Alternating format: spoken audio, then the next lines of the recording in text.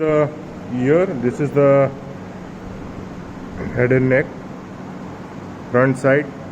Now we have removed the skull cap, and we can see here this is the external ear from the outer sides. You can see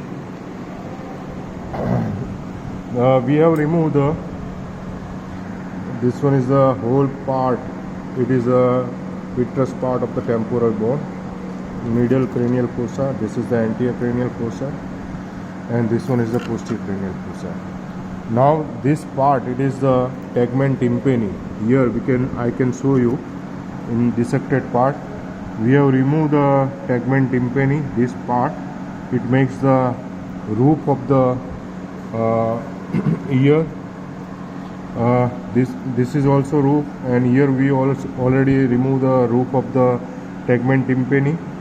Now show the roof of the middle ear, which is formed by the tegmen tympani. Before we start the middle ear, it is the slit like opening, and it is a box which is compressed from the side to side. So medial and lateral boundary, it is biconcave on the both the sides, and it is a 6 boundary: anterior boundary, posterior boundary, medial boundary, lateral boundary, roof and floor. We have already removed. This is the roof. It is the tegmen tympani.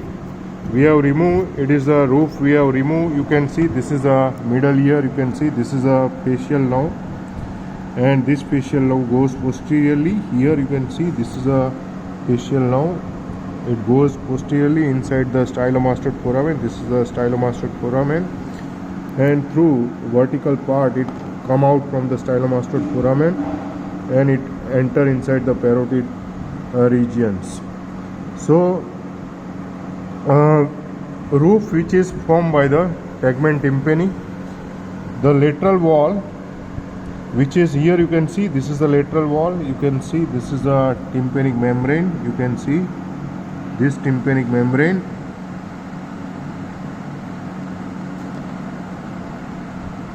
This is the tympanic membrane. You can see this is the incus. We have already removed the stapes, so this is the incus, and this one is the malleus, and this is the malleolar process which is attached to the tympanic membrane. You can see this is the tympanic membrane. Vibration of this tympanic membrane, it lead to the production of the voice. So 3 bonds, production of the tympanic membrane, not production of the voice but production of the sound. So this is the malleus, this one is incus. We have already removed the stapes. So this is the lateral wall which is formed by the tympanic membrane. You can see this is the tympanic membrane. Roof we already discussed, it is formed by the tegmen tympani. The posterior wall, you can see here, this posterior wall above, it is adductus to antrum. This is the here opening, we have removed it, but the posteriorly here at this level there is we have removed the adductus to antrum, and this adductus to antrum which is open inside the mastoid hair cells, and below it is formed by the posterior wall which is below. It is formed by the vertical part of the facial nerve which separates the bony part, which separates the facial nerve. So posteriorly it is above by the opening of the adductus to antrum, and lower part it is formed by the vertical part of the facial nerve, passes from the bony canal. The anterior wall, here you can see this is the anterior wall of the anterior wall. Here this is the most lower part, anterior wall, which is formed by the intercarotid artery and the plexus around to it. Above to the internal carotid artery there is a groove here, we have already removed. It is formed by the pharyngotympanic tube, and above to it there is a tensor tympani muscles. So the anterior wall, most upper part, tensor tympani, then pharyngotympanic tubes and intercarotid artery. Floor which is formed by the, here you can see this is the sigmoidal sinus. You can see this is the sigmoidal sinus, and it come out from here and it becomes continuous. This part it is called the interjugular veins, interjugular foramen, and the sigmoidal sinus it becomes continuous as an interjugular vein. So this is the beginning of the interjugular vein. This is the cranial part of the accessory nerve, 11th cranial nerve, and this one is the 9th and 10th cranial nerve, glossopharyngeal and vagus nerve. The 9th, 10th and 11th cranial nerve which is passes from the interjugular foramen, and also continuation of this sigmoid sinus. This sigmoid sinus it becomes continuous as an interjugular vein. So the floor which is formed by the interjugular vein which is separated by the petrous part of the temporal bone. Which part? Petrous part of the temporal bone which is separates the interjugular vein. So medial boundary which is formed by the here this is the lateral wall, it is tympanic membrane, and this side whole side it is a medial wall.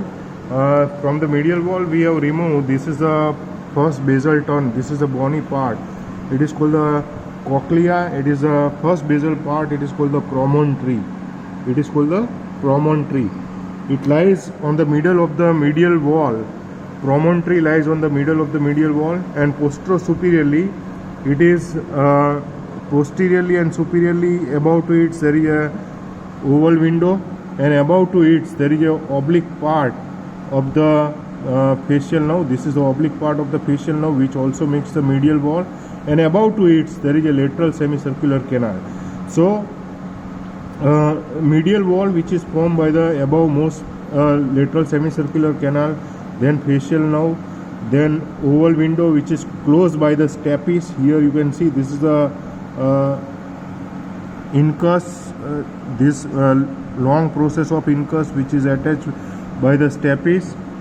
Right now we have lost the stapes, but it is closed the oval window, and below to the oval window there is a first basal turn, it is the cochlea, it is called the promontory, and posteriorly and inferiorly there is a round window. So this makes the medial wall of the middle ear. So totally 3 bones inside the middle ear, malleus incus and stapes, 2 muscles, tensor tympani and stapedius muscles, 2 nerves, tympanic plexus and chorda tympani nerve.